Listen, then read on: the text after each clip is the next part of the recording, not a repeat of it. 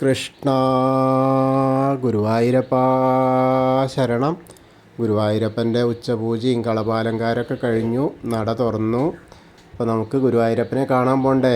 ഗുരുവായൂരപ്പൻ്റെ ചതുർബാഹുവായ വിഗ്രഹത്തിൽ ഇന്നിപ്പോൾ ഭഗവാൻ ഏത് രൂപത്തിലാണ് ഭക്തരെ കാണാനായിട്ട് നിൽക്കണമെന്ന് അറിയില്ല. നമുക്ക് പോയി നോക്കാം. ആദ്യം തന്നെ കിഴക്കേ നടയിൽ വന്നിട്ട് മഞ്ജുളാലിനെ ഒന്ന് പ്രദക്ഷിണം ചെയ്യാം. അപ്പോൾ ആ വെങ്കല ഗരുഡ ശില്പവും അതേപോലെ കുചേലൻ്റെ ശില്പമൊക്കെ കാണാം. അത് കഴിഞ്ഞ് നമ്മൾ നേരെ അത്തിമര ഗണപതി ക്ഷേത്രത്തിൽ വന്ന് ഗണേശനെ കണ്ട് തൊഴാം. അത് കഴിഞ്ഞ് അങ്ങനെ വരുമ്പോൾ ആനന്ദശയനം കാണാം ചോട്ടിലിങ്ങനെ. അത് കഴിഞ്ഞ് നേരെ ഗോപുരവാതിൽ കടന്ന് അകത്തേക്ക് വരിക. അകത്തേക്ക് വരുമ്പോൾ കൊടിമരവും വലിയ ബലിക്കല്ലും അതേപോലെ ഗജരാജൻ കേശവൻ്റെ 2 കൊമ്പുകളും നടുക്കുള്ള ലക്ഷ്മി ദേവീനെയൊക്കെ കണ്ട് തൊഴുത് നമ്മൾ നേരെ ആ വാതിൽപ്പടി കയറുകയാണ്. വാതിൽപ്പടി കയറുമ്പോൾ ഇടതുവശത്തെ മേൽപ്പത്തൂരിൻ്റെ പീഠവും കെടാവിളക്കൊക്കെ കാണാം. അതും കഴിഞ്ഞ് വലതുവശത്തെ ആദ്യത്തെ തൂണും നോക്കി തൊഴുത് നമ്മൾ ഭഗവാന്റെ ശ്രീലകത്തേക്ക് നോക്കുകയാണ്. ഇന്നിപ്പോൾ എന്താ വെച്ചാൽ കുറേ കാലത്തിന് ശേഷം ഉദയാസ്തമന പൂജ ഇതാണ്. അപ്പോൾ അതിൻ്റെ ഒരു പ്രൗഢിയൊക്കെ ഉണ്ട് അവിടെ. എന്താ പറയുക, അതിൻ്റെ അനുഗ്രഹം കൂടി ഭഗവാന്റെ അടുത്ത് നിന്ന് കിട്ടും എന്നുള്ളതാണ്. കാരണം അത്രയും പൂജകളിങ്ങനെ ചെല്ലുമ്പോൾ ഭഗവാനിൽ ആ തേജസ് ഇങ്ങനെ കൂടി വരികയല്ലേ. അപ്പോൾ അത് 15 പൂജയും കഴിയുമ്പോഴേക്ക് ഭഗവാൻ ഇങ്ങനെ നല്ല പ്രസാദത്തിലാകും. അപ്പോൾ ആ ഒരു കാഴ്ചയും കൂടി നമ്മൾ തൊഴുമ്പോൾ വളരെ സുഖമായിട്ടാണ്. അപ്പോൾ നമ്മൾ ഭഗവാന്റെ ശ്രീലകത്തേക്ക് നോക്കുമ്പോൾ കാണുന്ന കാഴ്ച എന്താ വെച്ചാൽ, ഇന്നിപ്പോൾ ഇടത്തെ കാലിങ്ങനെ പൊന്തിച്ചിട്ടുണ്ട്, അതിൻ്റെ മുകളിൽ കാൽ തളകൾ കാണാനുണ്ട്. അതേപോലെ വലത്തെ കാലിൻ്റെയും കാൽത്തളകൾ കാണാനുണ്ട്. അങ്ങനെ മലന്ന് കിടക്കുക കേട്ടോ. മലന്ന് കിടന്നിട്ട് വലത്തെ കാലിൻ്റെ പെരുവിരൽ അതാ കൊണ്ടുപോയിട്ട് കുടിക്കണു. പാവം ഒന്നും കിട്ടിയിട്ടില്ല എന്ന് തോന്നുന്നു. എന്താ ചെയ്യുക, ആരും ഒന്നും കൊടുത്തില്ല. കൊണ്ട് ഇത്രയൊക്കെ പൂജ അവിടെ നടന്നു വെച്ചാലൊന്നും അതൊന്നുമല്ല വിഷയം. എനിക്കൊന്നും കിട്ടിയില്ല എന്നാണ് പറയണത്. പൂജയും ഹവിസൊക്കെ വന്നു വെച്ചാലും അതൊക്കെ ഗുരുവായൂരപ്പനാണ്. എനിക്ക് കണ്ണനായിട്ടുള്ള എനിക്കൊന്നും കിട്ടിയില്ല. ഇന്ന് എൻ്റെ അമ്മയും തന്നില്ല, യശോദാമ്മയും തന്നില്ല. അതാണ് ഇന്നത്തെ ആ ഒരു കാഴ്ച. അപ്പോൾ നല്ല രസമുണ്ട്.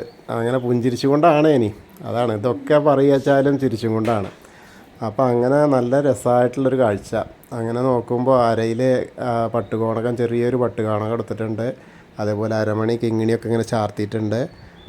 മാറത്തൊരു മാങ്ങാമാലയുണ്ട്, ഒരു വളയം പോലത്തെ മാല, ഒരു ഗോപീതിലകം വെച്ചിട്ടുണ്ട്. അതേപോലെ തോൾവളകൾ അണിഞ്ഞിട്ടുണ്ട്. അതേപോലെ തന്നെ സ്വർണത്തിൻ്റെ കിരീടം ചാർത്തിയിട്ടുണ്ട്. തിരുനെറ്റിയിലൊരു ഗോപീതിലകം വെച്ചിട്ടുണ്ട്. നല്ല രസമായിട്ട് അതിൽ പൂക്കളൊക്കെ വെച്ചിട്ടുണ്ട്. വളരെ മനോഹരമായിട്ടുള്ള ഒരു കിടത്താണ്. ചെറിയ ഉണ്ണിയാണ്. എന്നിട്ട് അങ്ങനെ കിടന്ന് വലതേ കാലിൻ്റെ പെരുവിരൽ ഇങ്ങനെ കുടിക്കുകയാണ്. അതിങ്ങനെ കുടിച്ച് നമ്മളെങ്ങനെ ചിരിച്ച് നോക്കുക. എനിക്കിതൊക്കെ കഴിയുന്നുണ്ടേ. ഞാൻ ഇപ്പോൾ ചില സമയത്ത് ചെറിയ ഉണ്ണിയാവും, ചില വലിയ ഉണ്ണിയാവും. അതൊക്കെ ഉണ്ട്. എനിക്ക് ഭാവമാറ്റങ്ങളൊക്കെ ഒരുപാട് വരും. ഇതൊക്കെ നിങ്ങൾ കണ്ടിട്ടൊന്നും പരിഭ്രമിക്കേണ്ട, നിങ്ങളൊക്കെ ഞാൻ അനുഗ്രഹിച്ചോളാം എന്ന് പറഞ്ഞിട്ടേ. അപ്പോൾ നമുക്ക് ആ അനുഗ്രഹം കിട്ടിയാൽ മതിയല്ലോ. അങ്ങനെ തിരുമുടിമാല, 2 തിരുമുടിമാല ഉണ്ട്. വെളുത്ത പൂവിൻ്റെ തിരുമുടിമാല, അതേപോലെ ഉണ്ടമാലയും 2 ഉണ്ട്. അതും തെച്ചി തുളസിയുണ്ട്, പിന്നെ വെളുത്ത പൂവും തുളസിയുണ്ട്. അങ്ങനെ നമ്മൾ ഭഗവാന്റെ ശ്രീലകത്തേക്ക് നോക്കിയിട്ട് ആ സോപാനപ്പടിയിൽ നിന്ന് തൊഴാണെന്ന് അങ്ങനെ മനസ്സുകൊണ്ട് വിചാരിച്ചോളൂ. അപ്പോൾ എല്ലാവർക്കും ആ ഗുരുവായൂരപ്പൻ്റെ അനുഗ്രഹം കിട്ടും. അപ്പോൾ നമ്മളങ്ങനെ തൊഴുത് ഇറങ്ങി അഗ്നികോണിലുള്ള ബലിക്കല്ലും അതേപോലെ ഭഗവാന്റെ തിടപ്പള്ളിയൊക്കെ കണ്ട് തൊഴുത് ആ ചുവരിൻ്റെ മുകളിലുള്ള ആലിലക്കണ്ണനെ കണ്ട് തൊഴുത് നേരെ സപ്തമാതാക്കളെ കണ്ട് തൊഴാം. അവിടെ വന്ന് തൊഴുത് പ്രാർത്ഥിച്ച് വീണ്ടും നമ്മൾ ഗണേശനെ കാണാനായിട്ട് പോവാം. ഗണേശൻ്റെ അടുത്ത് എത്തുമ്പോൾ അവിടെ പിന്നെ കൊമ്പ്, തുമ്പി, കൈയൊക്കെ നന്നായിട്ട് അലങ്കരിച്ചിട്ടുണ്ട്. അതേപോലെ സ്വർണത്തിൻ്റെ കിരീടം ചാർത്തിയിട്ടുണ്ട്. ധാരാളം മാലകളുണ്ട്, ധാരാളം അർച്ചനപ്പൂക്കളുണ്ട്. വളരെ രസമായിട്ടുണ്ട്. അപ്പോൾ നമുക്ക് പ്രാർത്ഥിക്കാം. ഏകദന്തം മഹാകായം തപ്തകാഞ്ചന സന്നിഭം ലംബോദരം വിശാലാക്ഷം വന്ദേഹം ഗണനായകം. അത് കഴിഞ്ഞ് സരസ്വതി അറിയിക്ക് നോക്കുക. സരസ്വതി ദേവീനെ തൊഴുക. സരസ്വതി നമസ്തുഭ്യം വരദേ കാമരൂപിണി വിദ്യാരംഭം കരിഷ്യാമി സിദ്ധിർഭവതു മേ സദാ.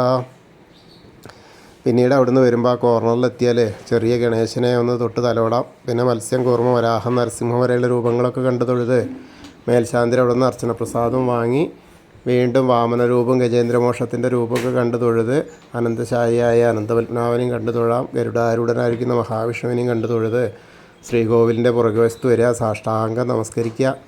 അപ്പോൾ നമസ്കാരമൊക്കെ കഴിഞ്ഞ് മുകളിലേക്ക് നോക്കിയാൽ നമ്മളെ തന്നെ നോക്കിയിട്ട് അനുഗ്രഹിച്ച് നിൽക്കുന്ന ആ ഉഗ്രരൂപിയായ നരസിംഹസ്വാമിയെ കാണാം.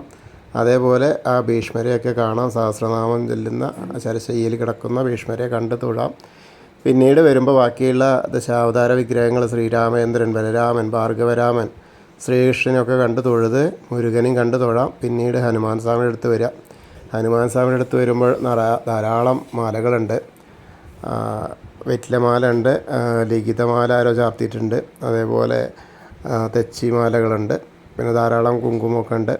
അപ്പോൾ നമുക്ക് പ്രാർത്ഥിക്കാം. ത്വമസ്മിൻ കാര്യനിര്യാഗേ പ്രമാണം ഹരിസത്തമ ഹനുമാൻ യജ്ഞമാസ്തായ ദുഃഖക്ഷയകരോഭവ മനോജവം മാരുതതുല്യവേഗം ജിതേന്ദ്രിയം ബുദ്ധിമതാം വരിഷ്ഠം വാദാത്മജം വാനരയൂഥമുഖ്യം ശ്രീരാമദൂതം ശിരസാ നമാമി. ബുദ്ധിർബലം യശോധൈര്യം നിർഭയത്വം അരോഗത അജാഡ്യം വാക്പടുത്വം ഹനുമസ്മരണാത്മവേത്. ഓം നമോ ഭഗവതേ ആഞ്ജനേയായ മഹാബലായ സ്വാഹ. അത് കഴിഞ്ഞ് തൊഴുത് വരുമ്പോൾ ആ രാധാകൃഷ്ണ വിഗ്രഹവും ആലീലക്കണ്ണനും കാളിയമർദ്ദന രൂപവും വെണ്ണക്കണ്ണനെയൊക്കെ കണ്ട് തൊഴാം. ഓവിൻ്റെ അവിടെ വന്ന് പ്രാർത്ഥിക്കാം. അതേപോലെ ആ താമരക്കണ്ണനെ കണ്ട് തൊഴാം. പിന്നീട് ആ കൊടിമരം കണ്ട് തൊഴാം. അങ്ങനെ മണിക്കിണറും ഭഗവാന്റെ നൃത്താറയൊക്കെ കണ്ട് തൊഴുത് അടുത്ത അറയിലേക്ക് എത്തുമ്പോൾ കുറൂരമ്മയും നാരദരെയും വസുദേവരെയും മേൽപ്പത്തൂരിനെയൊക്കെ കണ്ട് തൊഴുത് നമ്മൾ വടക്കേ നടയിൽ കൂടെ പുറത്ത് വന്ന് പ്രസാദ കൗണ്ടറിൻ്റെ അവിടെ നിന്ന് ചന്ദനവും തീർത്തൊക്കെ വാങ്ങി ഇടത്തരികത്ത് കാവിലെ ഭഗവതിയെ കാണാനായിട്ട് പോവാം. അങ്ങനെ അവിടെ എത്തുമ്പോൾ ഭഗവതിയുടെ കാണുമ്പോൾ എന്താ വെച്ചാൽ ഗോളക തന്നെയാണ്. അതേപോലെ നല്ല പട്ടുടുപ്പിച്ചിട്ടുണ്ട്, ധാരാളം അർച്ചനപ്പൂക്കളുണ്ട്, ശിവേലി വിഗ്രഹത്തിനും ഒക്കെ മാലകൾ ചാർത്തിയിട്ടുണ്ട്. നമുക്ക് പ്രാർത്ഥിക്കാം.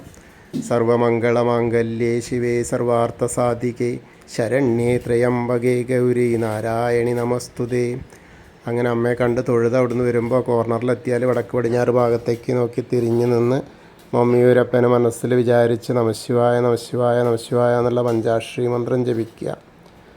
അപ്പോൾ നമ്മൾ മമ്മി പോയിട്ട് ദർശനം കിട്ടിയ പോലെയാവും. അതിനുശേഷം കൊടിമരത്തിൻ്റെ അവിടെ വന്ന് വീണ്ടും മലർന്ന് കിടന്ന് പെരുവിരലിൽ ഉണ്ണുന്ന ഉണ്ണിക്കണ്ണനെ കണ്ട് തൊഴുത് നമസ്കരിക്കാം. വീണ്ടും നമ്മൾ കൂത്തമ്പലത്തിലും വന്ന് തൊഴാം. പിന്നീട് അയ്യപ്പസ്വാമിയെ കണ്ട് തൊഴാം. അവിടെയും നല്ല കിരീടമൊക്കെ വെച്ചിട്ടുണ്ട്. അതേപോലെ നിറച്ച് അലങ്കാരമൊക്കെ ആയിട്ടുണ്ട്, കളഭാലങ്കാരമൊക്കെ ഉണ്ട്. പ്രാർത്ഥിക്കാം. ഭൂതനാഥ സദാനന്ദ സർവഭൂതദയാപര രക്ഷ രക്ഷ മഹാബാഹു ശാസ്തേ സ്തുഭ്യം നമോ നമ.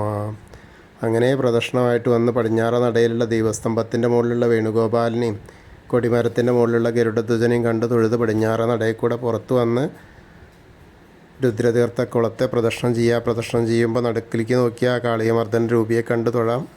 പിന്നീട് അങ്ങനെ നാരായണാലയത്തിൽ വന്നിട്ട് പൂന്താനം തിരുമേനി പൂജിച്ചിരുന്ന ചെറിയ ഉണ്ണിക്കണ്ണൻ്റെ വിഗ്രഹം കണ്ട് തൊഴുത് ഭഗവതി നടയിലും കിഴക്കേ നടയിലും വന്ന് തൊഴുത് തെക്കേ നടയിലേക്ക് എത്തി നേരെ കൂവളത്തെ പ്രദക്ഷിണം ചെയ്യുക. പ്രദക്ഷിണം ചെയ്യുമ്പോൾ മഹാദേവനും പാർവതീദേവിനും മനസ്സിൽ വിചാരിക്കുക. അപ്പോൾ നമ്മൾ ഇന്നത്തെയും ഗുരുവായൂരപ്പൻ്റെ ഉച്ചപൂജയും കളഭാലങ്കാരമൊക്കെ കണ്ടു തൊഴുതു. എല്ലാവർക്കും ഗുരുവായൂരപ്പൻ്റെ അനുഗ്രഹം ലഭിക്കും. കൃഷ്ണായ വാസുദേവായ ഹരയേ പരമാത്മനെ പ്രണതക്ലേശനാശായ ഗോവിന്ദായ നമോ നമ. ഹരേ കൃഷ്ണ. ഗുരുവായൂരപ്പാ ശരണം.